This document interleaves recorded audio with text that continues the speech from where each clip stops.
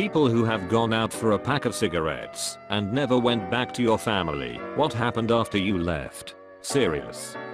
I didn't go out for cigarettes, but I pulled a similar stunt. My mom is abusive, and I had no spine, so I told her I was going to move in with my dad for the summer. I said I would be back before the end of August. After I moved in with my dad, I got my state ID. My mom didn't want me to have any kind of it, and I finally got my driver's permit a few weeks later. I felt bad for lying at the time, but now hell no. If I didn't lie to her, I would have never gotten out of there. I would be stuck living on a bad little hobby farm with a woman who did everything in her power to tear me down and hurt me.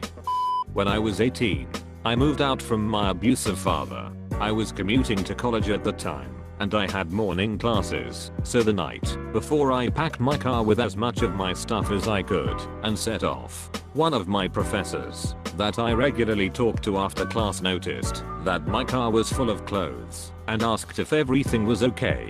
Over lunch I explained my situation, and he offered to take me in.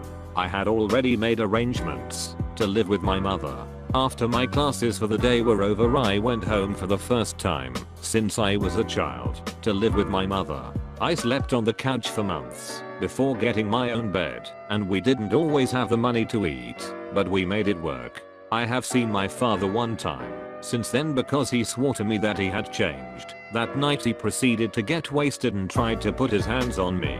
I haven't seen him since, and I have no regrets. I was 10 years old when my mom and dad split up. We had been expecting it, but I didn't know that my mom had packed up suitcases for herself, my sister, and I. One day we went to school like everything was normal and went to my mom's parents after school. It wasn't unusual for us to have dinner there, but then mom sat us down and told us we'd be staying there for a while. Ended up being 6 years before we got our own place. I never got to go back to my bedroom again. My dad got remarried and his wife's daughter moved in and repainted my room. When I had to visit them, I slept on the couch while she slept in my room. I still regret not being able to say goodbye to my sister 12 years ago. I said goodbye to my brother and my mom, but I was the only one who knew I would never come back. I moved 300 miles away. I have seen my brother and my mom twice since then. I haven't seen my sister since I put her down for her nap that day before I knew I was leaving. After I left, my mom got married. My sister went to live with her grandparents. My brother chose to be homeless rather than let our mom drag him around different cities in the middle of a school year. I was able to finish school, which wouldn't have happened if I stayed. I stopped trying to accidentally walk in front of traffic or overdose on my prescriptions. Started eating food. Got basically blackmailed into seeing my mom after 6 years while my ex pretended we were together.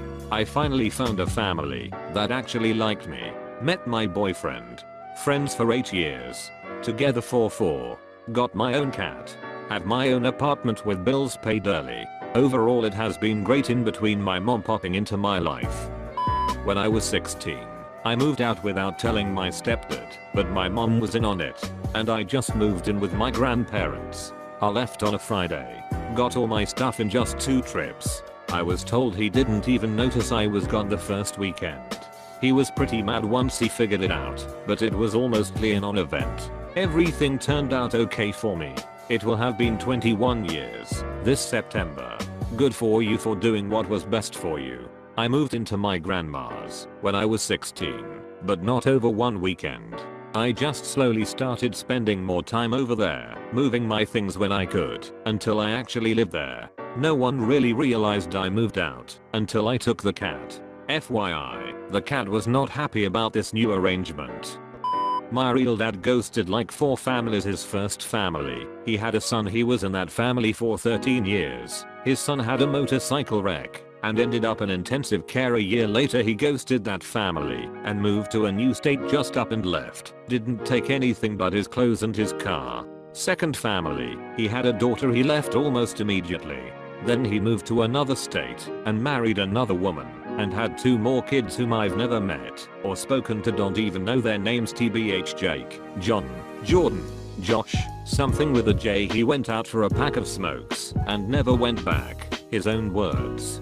Then he met my mom and had my sister first. He ghosted my mom 3.2 years later, then showed up for some quick whoopee, and I happened. He ghosted her, but didn't leave the state. She called the cops, and my first memory is of the cops bringing my dad to the house in cuffs and letting him go, only for him to attack my mom while she was holding me, and she dropped me. Then the cops arrested him. He wanted out. He got out. He had 2 more marriages, but no kids. It's his MO to shack up with well-off women and mooch until they either kick him out or he gets bored. It's really ducking painful to see, because I want to be an wiping dad who's there for his kids every second of their lives. I want to be the exact opposite of him. For us it was that he went out for milk. Dad told me as the eldest surviving kid I was the man of the house until he got back, so it was my obligation to help / defend / take care of them for him until he came back. He never came back. Didn't leave my wife and kids as I don't have any, but I did walk out on my mother and siblings without any notice. Dad was not in the picture. After, best decision of my life. My mother refuses treatment for her very serious mental illness or illnesses, and was incredibly abusive physically as well, and neglectful while I was growing up. I saw the effect it had. Burn out older siblings with no motive or drive, and instead embrace the crazy just to feel sane in the toxic family home we lived in. I was homeless for about a year and a half, living out of a duffel and bumming food from friends. I feel like my life hasn't even started until I left it behind. I feel like it held me back for 17 years, and I now am finally being able to find out who I am. Mom never came looking for me. I reconnected with my estranged father, whom I learned was in the military from the moment he was 18 until he was HD at 43. He has severe PTSD from his 3 tours in Iraq and Afghanistan. He's now getting his master's in outdoors leadership, which I believe is a perfect way to use his massive skill set. I don't see him much, if ever, but at least I know some blood is still thicker than water. I grew up in a very abusive, strict home. My stepfather beat both my sisters, and then when they left I was next. Anyways, one night he made me walk home from the mall because he wouldn't give me a ride. I called and asked around 5, and he said, "You better have your ass home at 5. I walked the 8 miles and was pretty wiped out when I was coming up the driveway. We had a big front window and I saw him sitting in his chair drinking whiskey waiting for me. When I walked in he said something, and I replied, "You won't do." The next thing I knew he had me pinned to the wall and punched me in the face until I was knocked out. When I woke up I remember feeling the blood from my nose, and my mother was standing there and told me I was a disgrace to go clean my face off. I went upstairs and grabbed a hat and walked out and never went back. I was 14 years old at the time. I moved out when I was 15. I was living with my mom, sister, and older brother. It was my older brother's house. His house was unlivable.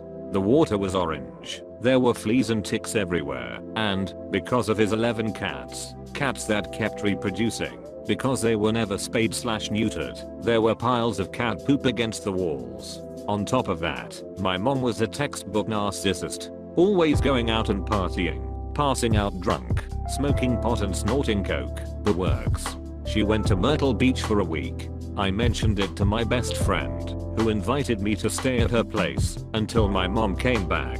Halfway through the week, her mom invited me to live with them. I said yes and stayed there until I left for the Navy 2.5 years later.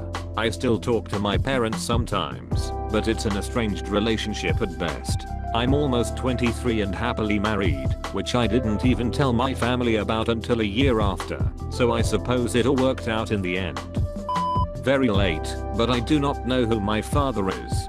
He just left one day. I know his first and last name because I found it in a baby book when I was 8 or so and committed it to memory. My mom has refused to tell me about him, and so I have stopped asking. Crime records turn up nothing, nor do saws. It makes discussions about family trees very awkward. My mom left when I was 10. In hindsight I think my dad saw it coming, because we took a spur of the moment trip to my aunt's house 9 hours away. My mom wanted to take my little sister with her, so that was the best way to keep that from happening. My half brother on my mom's side stayed home so he could work. He called my dad saying that he saw mom just drive by and not come home. Needless to say, we headed home. That night, to her having taken everything she could fit in the car and headed to Georgia, the entire country away from us. We received birthday cards for the first year, and then she fell off the face of the earth. When I was 16, we got a call from one of my other sisters telling me she had died at age 45 of natural causes. Us, her actual children, weren't even listed as next of kin to be notified. Her sister-in-law still tries to extort money from us after 7 years.